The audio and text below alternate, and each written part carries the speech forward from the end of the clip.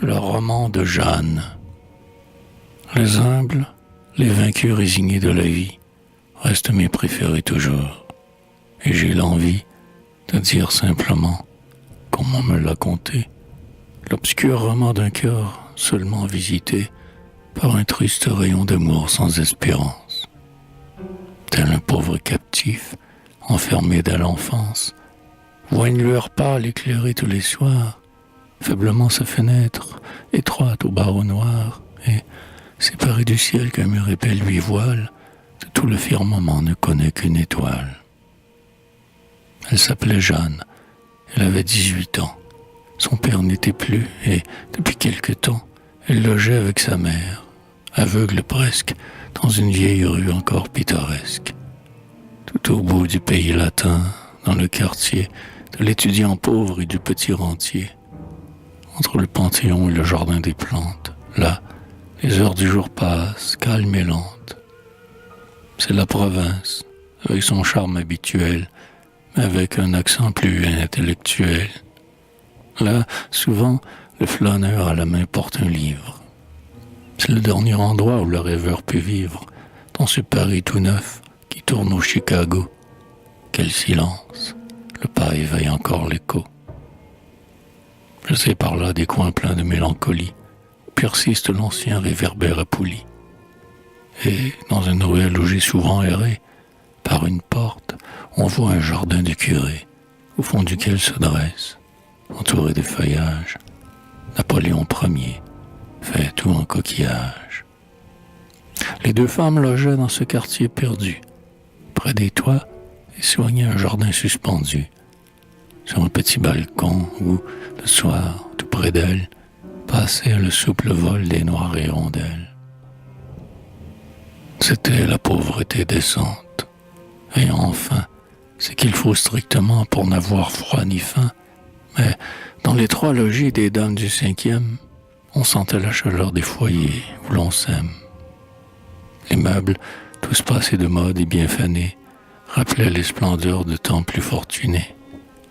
Un vieux bonheur du jour fleurait la bergamote, et sur la cheminée, on brûlait une motte.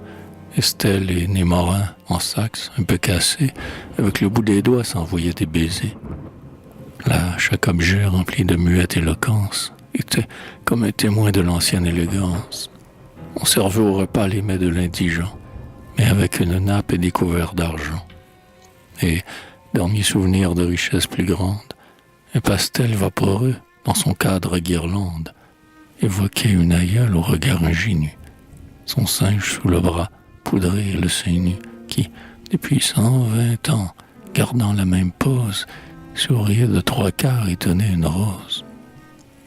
Dans ce mélancolique et fier isolement, ces femmes vivaient donc, très pauvres, en s'aimant, et laissaient les étés se flétrir en automne, sous la lourdeur de plomb des heures monotones.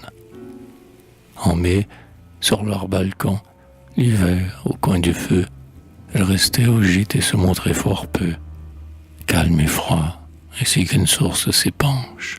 Les jours suivaient les jours. Cependant, le dimanche, parmi le grouillement du quartier mouffetard, elles allaient à la grand-messe, à Saint-Médard, triste église qui n'a, sous ses noires ogives, qu'une rare assistance aux figures plaintives. Orpheline des sœurs en petits bonnets ronds, pauvresse à marmot qui détourne le front, au moment où le clerc passe en faisant la quête, et vieillards à genoux sur leurs vieilles casquettes, toutes deux se plaçaient dans la nef, et parfois, Jeanne chantait, mêlant sa jeune et fraîche voix au rituel romain que la maîtrise écorche.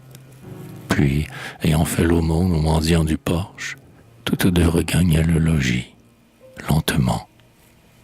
On les voyait encore, mais assez rarement, quand les chaleurs d'été devenaient accablantes, dans un coin retiré du vieux jardin des plantes. Au pied d'un marronnier, elle venait s'asseoir. La mère aux yeux éteints tricotait sans y voir, et Jeanne s'occupait à quelques broderies.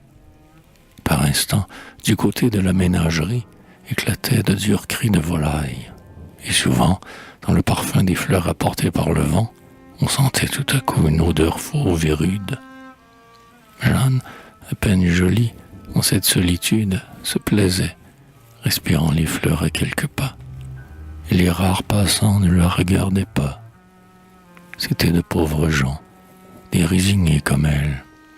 Une mère portant son fils à la mamelle, deux soldats côte à côte, hypnotisés d'ennui, ou bien par le soleil et l'espace ébloui, et roulant dans ses yeux la tristesse et la crainte, l'ouvrier sans travail, ma chance à pipe éteinte.